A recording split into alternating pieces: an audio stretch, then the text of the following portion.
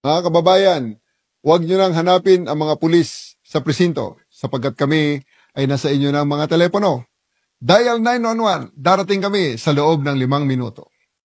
Lilingkod sa bawat Pilipino at magbibigay ng tamang impormasyon para sa tahimik at maayos na Pilipinas. Police News Network, alagad ng batas, tagapagtaguyod ng balitang pulis, sandigan ng mamamayan, patnubay ng katotohanan. Kampo Krame, maghahatid ng pinakahuling kaganapan at nagbabagang balita. Ito ang PNN, Police News Network. At ngayon, ang inyong mga tagapagbalita.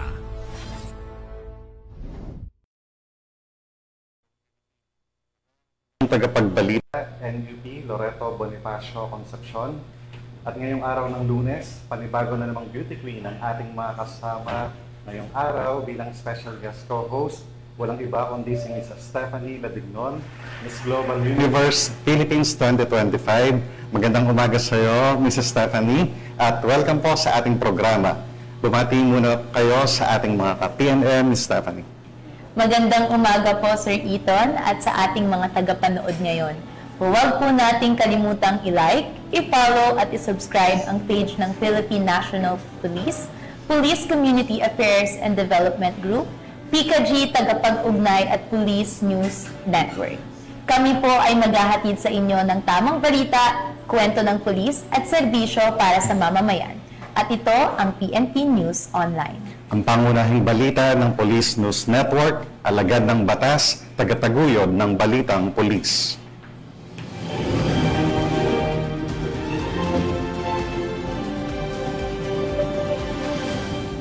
Narito ang mga balitang dapat niyong abangan. Tinatayang 1 milyong pisong halaga ng smuggled cigarettes nasabat sa Palawan. Miyembro ng Communist Terrorist Group sumuko sa mga otoridad sa Eastern Samar. At police response mas pinaigting. Chief PNP Police General Torre ikinatuwa ang feedback ng publiko.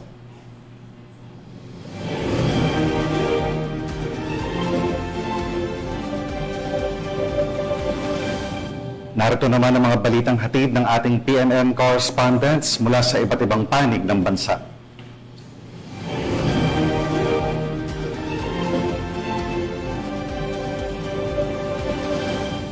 Simulan natin ang balita mula sa bahagi ng Luzon.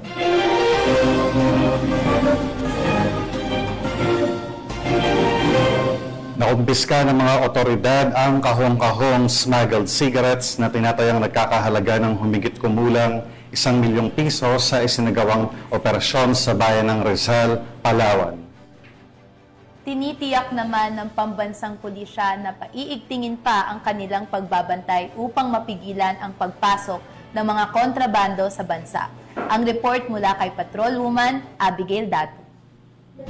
Pinagsanib na pwersa ng 2nd Special Operations Unit Maritime Group, Philippine Tobacco Institute, Criminal Investigation and Detection Group Palawan, Palawan Police Provincial Office, Rizal Municipal Police Station at iba pang ahensya ng gobyerno ang tinatayang mahigit 1 milyong pisong halaga ng sigarilyong hinihinalang hindi dumaan sa tamang pagbubuwis. Isinagawa ang operasyon noong ika-18 ng Hunyo taong kasalukuyan sa Barangay Punta Baha, Bayan ng Rizal, Palawan. Ang operasyon ay naisakatuparan sa bisa ng search warrant na inilabas ni Executive Judge Ramon Chito R. Mendoza ng Regional Trial Court Branch 165 sa Brooks Point. Kabilang sa mga nasamsam na produkto ay 1,000 rims ng New Berlin na nagkakahalaga ng 700,000 pesos, 350 rims ng fourth menthol na nagkakahalaga ng 245,000 pesos, 441 packs ng New Berlin na nagkakahalaga ng 30,800 pesos, 11 rims ng modern cigarettes na nagkakahalaga ng 6,930 pesos, at 221 packs ng fourth menthol na nagkakahalaga ng 14,700 pesos. Arestado sa nasabing operasyon ng isang lalaki na kinikilalang si alias Melnor, 47 years old at residente ng barangay Punta Baja, Rizal, Palawan. Ang suspect ay maharap sa kasong paglabag sa Section 1401 ng Republic Act No. 10863 o Customs Modernization and Tariff Act at Section 6 ng Republic Act No. 10643 o Graphic Health Warnings Law. Sa kasalukuyan, nasa kustudiya pa rin ng PNP 2nd Special Operations Unit Maritime Group ang suspect at ang mga nakumpiskang produkto para sa kaukulang proseso at investigasyon. Ang matagumpay na operasyong ito ay nagpapakita ng mas pinaigting na kampanya ng kapulisan laban sa smuggling at iba pang uri ng iligal na kalakalan upang mapanatili ang kaayusan at kapayapaan sa komunidad. Mula dito sa Calapan City, Oriental Mindoro, ako po ang iyong Police News Network Correspondent, Patrolwoman Abigail Vidato, alagad ng batas, tagataguyod ng Balitang Pulis. Maraming salamat sa iyo, Patrolwoman.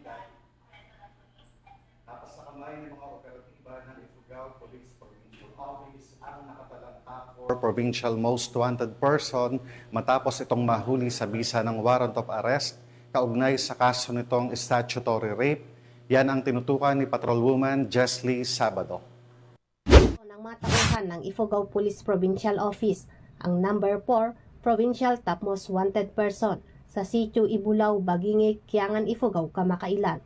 Kinilala ni Police Colonel Jeremias G. Oyawon, Provincial Director ng Ifugao PPO, ang suspect bilang isang 40 anyos na lalaki, isang trabahador at residente ng Bolog, Kiangan, Ifugao. Ang nasabing akusado ay inaresto sa bisa ng warrant of arrest na inisyo ni Judge Romeo Oyami Habiling, Regional Trial Court, Branch 14, Lagawe, noong Hunyo 9 taong kasalukuyan sa kasong 3 counts statutory rape kaugnay sa Section 5B, Article 3 ng RA 7610. Ang akusado ay kasalukuyang nasa kustodiya ng Kiangan Municipal Police Station para sa dokumentasyon bago ang turnover sa nasabing korte. Samantala, naging matagumpay ang pag-aresto sa nasabing akusado sa pagsisikap ng pinagsanib na operatiba ng Ifugao PNP sa pangunguna ng Kiangan Municipal Police Station, katuwang ang mga tauhan ng RMFB 15 at Regional Intelligence Unit 14. Tiniyak naman ni Police Colonel Uyawon sa publiko na lalong papaigtingin ng Ifugao PNP ang kanilang operasyon upang mahuli ang mga lumalabag sa batas at masiguro ang kaligtasan ng mga mamamayan sa buong lalawigan ng Ifugao. Mula dito sa Baguio City, ako yung PNN correspondent, Patrolwoman Jesly Sabado, alagad ng batas, tagataguyod ng Balitang Pulis. Maraming salamat, Patrolwoman Sabado. Kalaboso ang isang lalaking drug suspect ng Taguig PNP matapos mahulian ng mahigit 100,000 pisong halaga ng shabu sa isinagawang buy-bus operation sa Western Bicutan, Taguig City. Nakipalita dyan si Patrolwoman Ivy Corporal. Arestado ang isang bagong tukoy na drug suspect sa buy-bus operation ng mga tauhan ng Taguig City Police Station sa Barangay Western Bicutan, Taguig City. Kinilala ang suspect na si alias John Paul, 25 anyos, walang trabaho at isang street-level individual. Nakuha mula sa kanya ang 2 sachet ng hinihinalang shabu na may bigat na 27 gramo at tinatayang halagang 183,600 pesos. Kasama ang buy-bus money at isang camel-labeled cigarette box. Inihahanda na rin ang kasong paglabag sa Section 5 at 11, Article 2 ng Republic Act 9165 o mas kilala bilang Comprehensive Dangerous Drug Act of 2002 laban sa suspect na isasampa sa Taguig City Prosecutor's Office. Mula dito sa Metro Manila, ako po ang inyong PNN correspondent, Patrolwoman Ivy Corporal, alagad ng batas, tagataguyod ng Balitang Pulis. Maraming salamat sa iyo, Patrolwoman Corporal. Pinangunahan ni Police Lieutenant General Jose Melencio Nartates Jr., Deputy Chief PNP for Administration, ang turnover of command ceremony sa Camp Florendo San Fernando, La Union, kung saan formal na umupo si Police Brigadier General Dindo Reyes bilang Regional Director ng Police Regional Office 1. Alamin ang mga naging kaganapan mula kay Police Corporal Rafi Beloria.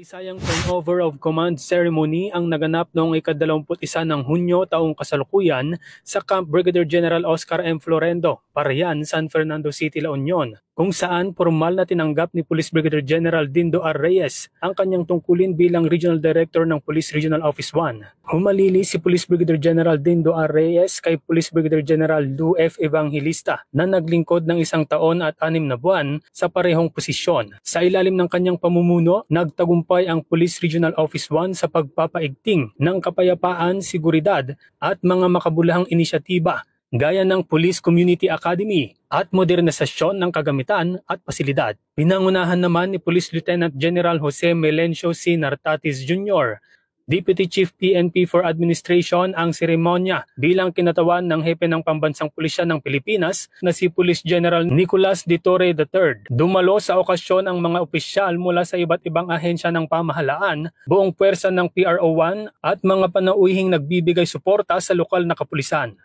Sa kanyang talumpati, taus-pusong nagpasalamat si Police Brigadier General Dindo R. Reyes sa tiwalang ibinigay sa kanya ng pamunuan ng Philippine National Police.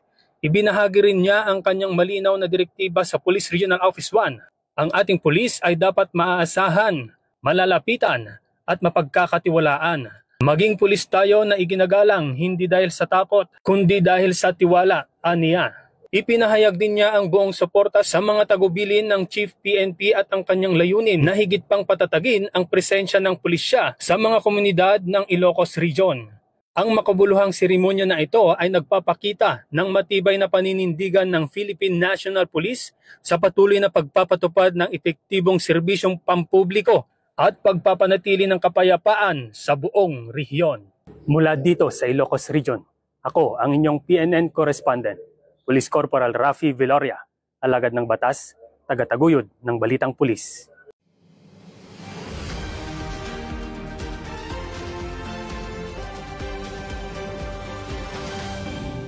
Pinasalamatan ni Chief PNP Police General Nicolas Torre III ang buong hanay ng kapulisan sa ipinakitang suporta sa kanyang pamumuno sa isinagawang Monday flag raising ceremony ngayong umaga sa Camp Cram. At the outset, let me thank you all for the support that you've given me in the almost 1 month that I'm here as your Chief of the Philippine National Police. I'm very happy to note that based on the surveys, we are tracking positively in terms of compliance to the directives of the President, primarily on the police visibility and the police response. Palakpakan po natin ating mga sarili. Ibinahagi rin ni Chief PNP ang magandang feedback mula sa publiko, particular sa mga nasa frontline na nakakaranas ng tulong mula sa mga pulis. Gayunpaman, kanyang ikinabigla na marami pa rin sa mga kababayan ang hindi nakakaalam na muling paigting at inaayos ang 911 emergency hotline. I'm very happy for the feedback of our kababayan, especially those yung mga nasa frontline na nakakakuha ng tulong sa ating kapulisan. What I'm surprised is, marami ang hindi pa nakakaalam that we have effectively reorganized and recalibrated yung 911. Marami tayong mga kababayan hanggang ngayon hindi pala alam at hindi naniniwala na ang 911 ay gumagana. Please help me. Help me ipakita sa ating mga kababayan, i-advertise sa ating mga kababayan, ang pulis ay makakontak na through 911. Binigyang diin din niya na kahit walang load, maaaring gamitin ang 911 upang makatawag ng tulong kasabay ng pagpapakilala sa bagong mantra ng Pambansang Pulisya. Huwag niyo na kami hanapin sa mga presinto sapagkat kami ay nasa inyo ng mga telepono. Dial 911. Darating kami sa loob ng 5 minuto. Kahit na walang load, pwedeng magamit ang 911. Ang mensahe ni Police General Torre ay bahagi ng patuloy na kampanya ng PNP na palakasin ang tiwala ng publiko sa serbisyo, kahandaan at presensya ng kapulisan sa lahat ng oras.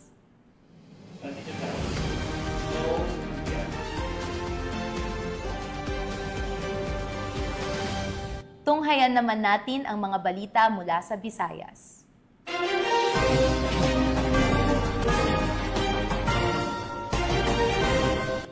Dala ng matibay na hangarin na talikuran ang armadong pakikibaka, pusang loob na sumuko sa mga otoridad ang isang miyembro ng Communist Terrorist Group sa lalawigan ng Eastern Samar. Patuloy naman ang panawagan ng mga otoridad sa mga natitira pang kasapi ng rebeldeng grupo na magbalik loob sa pamahalaan at makiisa sa adhikain para sa kapayapaan at kaunlaran ng bansa. Patrolwoman Camberley Flores sa report. Voluntaryong nagbalik loob sa pamahalaan ang isang miyembro ng Communist Terrorist Group sa Barangay Makapagal, General MacArthur, Eastern Samar. Ang pagbabalik loob ay resulta ng matagumpay na pakikipagnegosasyon ng mga tauhan ng 2nd Eastern Samar Provincial Mobile Force Company kasama ang Provincial Intelligence Team Eastern Samar Provincial Intelligence Unit sa aktibong suporta ng Kasimbayanan at Advocacy Support Group. Isinuko rin ng nasabing surrendery ang isang unit caliber .38 revolver at 4 na bala. Samantala, nakatanggap naman ang nagbalik loob ng agarang tulong na bigas at grocery items mula sa mga kapulisan. Ang nasabing surrendery ay nasa kustodiya ng 2nd Eastern Samar PMFC para sa facilitation ng kanyang posibleng enrollment sa programa ng ating gobyerno na Enhanced Comprehensive Local Integration Program o ECLIP. Patuloy ang panawagan ng pambansang pulisya sa iba pang mga miyembro ng CTGs na iwaksi na ang maling ideolohiya at magbalik loob sa ating pamahalaan upang makasama ang pamilya, mamuhay ng payapa at patuloy na sumuporta sa mga programa ng ating gobyerno. Mula dito sa Eastern Visayas, ako ang inyong PNN correspondent, Patrolwoman Flores, alagad ng batas, tagataguyod ng Balitang Pulis. Maraming salamat sa iyo, Patrolwoman Flores. Samantala, nasa kote ang 3 bypass target sa isinagawang matagumpay na operasyon laban sa illegal na droga sa Cebu City, kung saan nasabat ang halos 700,000 pisong halaga ng hinihinalang shabu mula sa mga suspect. Nakatutok dyan si Patrolwoman Judith Nicanor. Tatlong katao matapos itong mahulihan ng nasa halos 700,000 halaga ng hinihinalang shabu sa isang bypass operation na isinagawa ng mga operatiba ng Police Station 6 sa Tupa Street, Barangay Sawang, Calero, Cebu City nito lamang nakaraan. Kinilala ni Police Captain Giancarlo Reyes, Station Commander ng Police Station 6, Cebu City Police Office, ang suspect na si alias Makoy, 45 anyos, residente ng Villa Kalubihan, Barangay Basak, San Nicolas, Cebu City. Nahuli din ang kanyang mga kasamahan na sina Ramil, 39 anyos, at Maisel, 43 anyos na kapwa residente ng nabanggit na lugar.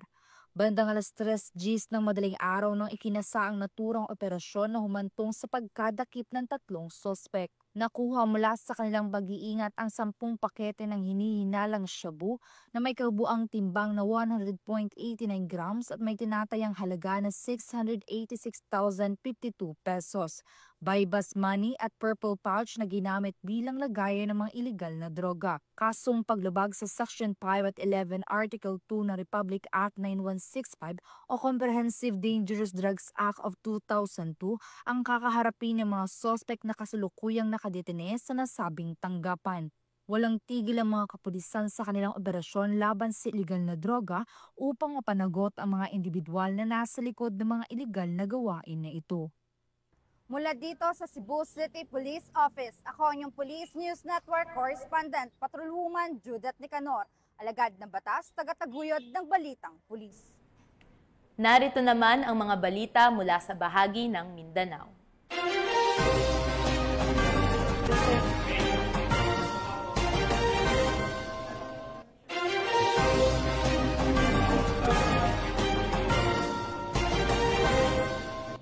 Dalawang high-value individual ang naaresto ng mga otoridad sa ikinasang anti-illegal drug operation sa Zamboanga City at nagresulta sa pagkakasabat ng halos 800,000 pisong halaga ng marijuana. Ang matagumpay na operasyon ay resulta ng mas pinaigting na kampanya ng pambansang pulisya kontra iligal na droga. Alinsunod sa idinirekta ni Chief PNP Police General Nicolas Torre III na palakasin ang mga operasyon upang maputol ang distribusyon ng ipinagbabawal na gamot sa buong bansa. Ang report mula kay Patrolwoman Joyce Abiog. Dalawang individual sa sinagawang buy-bust operation ng mga tauhan ng Regional Drug Enforcement Unit 9, katuwang CIDG Zamboanga City Field Unit 904th MCRMFB 9, PDEA 9 Zamboanga City Office, 50 PP Special Action Company ng PP Special Battalion at Zamboanga City Police Station 7 sa Kilometer 6, Barangay Pasanangka, Zamboanga City. Ang matagumpay na operasyon ay nagresulta sa pagkakaresto ng dalawang suspect na kinilalang sina alias Lim, 19 na taong gulang, isang estudyante at residente ng San Jose Guso, Zamboanga City, at alias Arthur, 23 taong gulang, isang mekaniko at residente ng Luyahan, Zamboanga City. Nakumpiska mula sa mga suspect ang tinatayang 7 kilo ng hinihinalang marijuana na may kabuuang halaga ng humigit kumulang 840,000 pesos.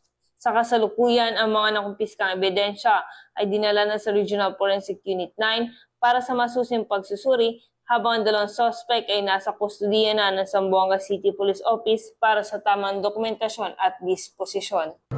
Mula rito sa Zamboanga Peninsula, ako ang inyong PNN correspondent, Patrolwoman Joy Sabiog, alagad ng batas, tagataguyod ng Balitang Pulis. Maraming salamat sa iyo, Patrolwoman Abiog. Samantala, dahil sa mabilis na pagresponde ng mga otoridad sa isang riding in tandem shooting incident, naaresto ang isang suspect habang nasawi naman ang kanyang kasamahan matapos manlaban sa mga rumespondeng polis at militar sa Cotabato City. Tunghayan ng ibang detalye mula sa report ni Patrolwoman Leonora Gawang. Isa ang nasawi habang isa pa ang naaresto sa mga suspect na sangkot sa riding and tandem shooting incident matapos ang naganap na engkwentro sa pagitan ng mga operatiba ng Cotabato City Police at Militar nito lamang ika-20 ng Hunyo taong kasalukuyan sa Doña Pilar Street, Poblacion 4, Cotabato City. Kinilala ang dalawang biktima ng pamamaril na sina alias Abdul, 41 na taong gulang at si alias Nino, 46 na taong gulang na kapwa residente ng Poblacion 4, Cotabato City at ang dalawa ay kasulukuyang nagpapagaling sa paggamutan.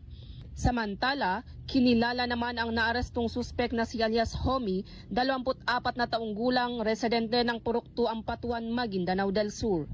Ayon sa ulat, agad na rumesponde ang mga tauhan ng Marine Battalion Landing Team 5 at Cotabato City Police Office matapos makatanggap ng ulat ukol sa pamamaril sa nasabing lugar na nagresulta sa pagkakasugat ng dalawang biktima.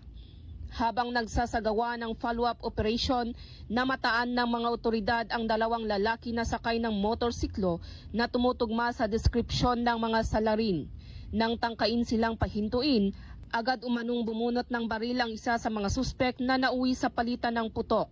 Napatay on the spot ang nasabing suspek habang ang kanyang kasamahan ay nagtangkang tumakas ngunit agad ding naaresto. Samantala, patuloy ang isinasagawang investigasyon ng Cotabato City Police Office at mga kasandaluhan upang alamin ang motibo sa likod ng krimen at matukoy ang iba pang mga posibleng kasabwat ng mga suspek.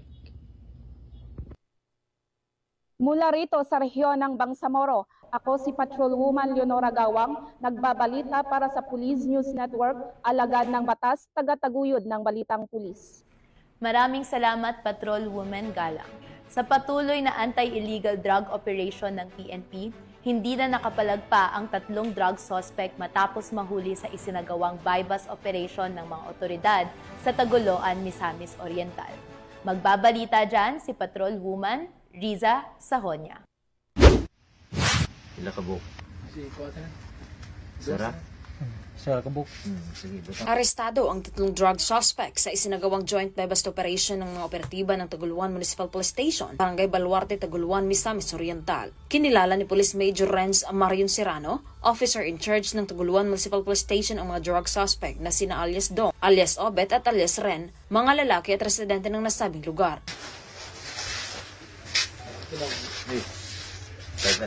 Dia ikutan din na.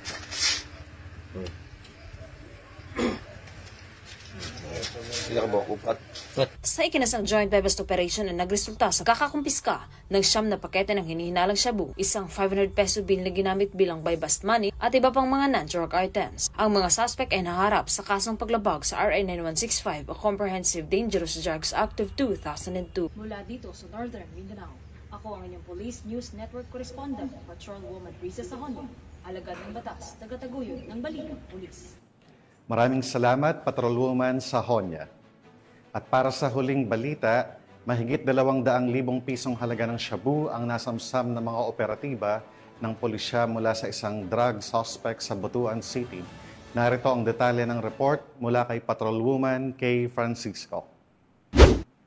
Sa patuloy ng kampanya kontra ilegal na droga, matagumpay na nagsagawa ng bypass operation ang Police Regional Office 13 na nagresulta sa pagkakaaresto ng isang hinihinalang tulak na droga at pagkakasamsam ng mahigit 271,000 pesos ang halaga na hinihinalang shabu sa Barangay Limaha, Butuan City nito lamang Huwebes, Hunyo 19. Kinilala ni Police Regional Office 13 Director Police Brigadier General Christopher N. Abrahano ang naaras ng suspect na si alias Bray, 32 anyos at residente ng nasabing lugar at nakalista bilang street-level individual sa drug watch list.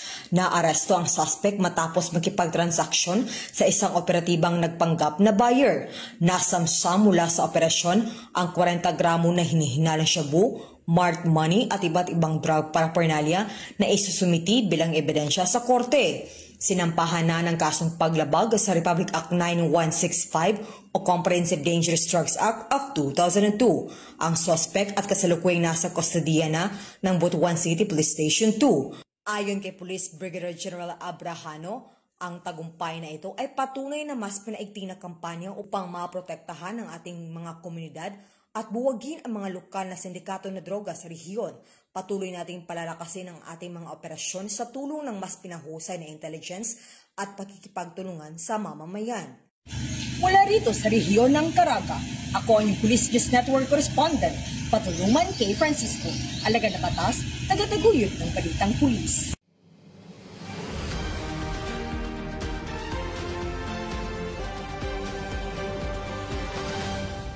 At yan ang mga balitang nakalap ng ating PNN correspondents mula Luzon, Visayas at Mindanao. At bago po tayo magtapos, gusto ko pong magpasalamat sa masusugid na nanonood ng Police News Report at syempre sa ating guest co-host, Mrs. Stephanie Ladignon, na lalaban actually sa Singapore nito pong July 1 to 16. So, hinihingi natin ng suporta ng lahat ng ating manonood para sa laban na ito ni Mrs. Stephanie para syempre, sa bansang Pilipinas. At maaari din po akong humingi ng suporta sa inyo sa pamamagitan ng pagboto sa amin online sa Miss Global Universe website. So doon po mapapakita niyo po yung pagsuporta sa akin at pangako ko po sa inyo na ilalaban natin ang buong Pilipinas. Pinapasalamatan at binabati ko rin po si Chief PNP Police General Nicolas Torre III, Police Major General Roderick Augustus Alba, the Director for Police Community Relation, PICA-G Command Group na pinamumunuan ni Police Brigadier General Marvin Joe Saro, Police Colonel Joel Serrano, Police Colonel Adonis Guzman at Police Colonel Joel Ada. Sa lahat ng personnel ng Police Community Affairs and Development Group at sa lahat ng magigiting na pulis sa buong bansa. Maraming salamat sa inyong serbisyo para sa isang ligtas na pamayanan. Sa ngalan ng pamunuan ng Philippine National Police sa pangunguna ni Chief PNP, General Nicolas Torre III at sa pamumuno ni President Ferdinand Bongbong Marcos Jr., kami ay maglilingkod sa bawat Pilipino at magbibigay ng tama at balansang balita. Dahil dito sa bagong Pilipinas, ang gusto ng pulis, ligtas ka. At bilang bahagi ng mas pinabilis at pinalawak na emergency response system, muli naming pinapaalala ang panawagan ni Chief PNP na huwag nyo nang hanapin ang mga pulis sa mga presinto sapagkat sila ay nasa inyo ng mga telepono.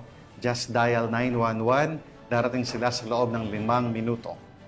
Ang 911 ay bukas 24/7. Maaring tawagan kahit walang load at handang tumugon sa anumang uri ng emergency. Ipagbigay alam sa inyong pamilya, kaibigan at komunidad. Sa panahon ng pangangailangan, 911 ang iyong katuwang. Mula rito sa tanggapan ng tagapag-ugnay ng Pambansang Pulisya, kami ang inyong tagapagbalita, NUP Loreto Bonifacio Concepcion. At ako naman po si Stephanie Ladignon, Miss Global Universe Philippines 2025, maghahatid ng tamang balita, kwento ng pulis at serbisyo para sa mamamayan. At ito ang PNP News Online. Ang pangunahing balita ng Police News Network.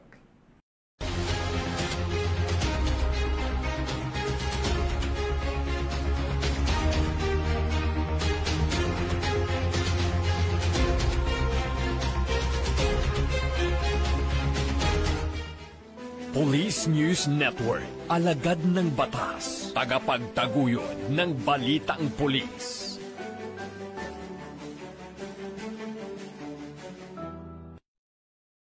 Mga kababayan, huwag nyo nang hanapin ang mga pulis sa presinto sapagkat kami ay nasa inyo ng mga telepono. Dial 911, darating kami sa loob ng 5 minuto.